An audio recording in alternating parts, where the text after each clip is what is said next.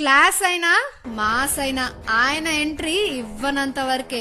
ఒక్కసారి బొమ్మ స్క్రీన్ మీద పడిందో బాక్స్ ఆఫీస్ బద్దలు అయిపోవాల్సిందే. బ్లాక్ బస్టర్ అంటే ఏంటో ఒక మహోన్నత మాహిష్మతి రాజ్యాన్ని పాన్ ఇండియాకి పరిచయం చేసి చూపించి బాహుబలిగా అంతర్జాతీయంగా తనకంటూ చెరిగిపోని పేరును సంపాదించుకున్నారు.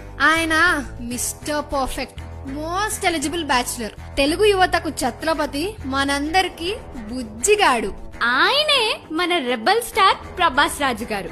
ఈయన కృష్ణంరాజు గారి తమ్ముడి కొడుకు. ప్రభాస్ గారు 23 అక్టోబర్ 1979లో భీమవరం ఆంధ్రప్రదేశ్ లో జన్మించారు.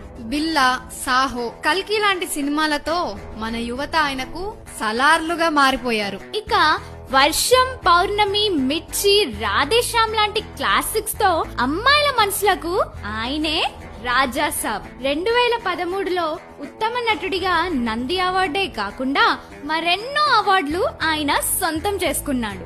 ఆయన అభిమానులకైనా సినీ ఇండస్ట్రీలోనైనా అందరికీ డార్లింగే. వీలైతే ప్రేమిద్దాం డూడ్, పోయేదేముంది, మహా అయితే తిరిగి ప్రేమిస్తారు అంటూ అందరినీ తన ప్రేమతో కట్టిపడేసిన మన డార్లింగ్ ప్రభాస్ గారికి మా తరపున, మన హైదరాబాదీ రేడియో తరపున wishing you a very happy birthday.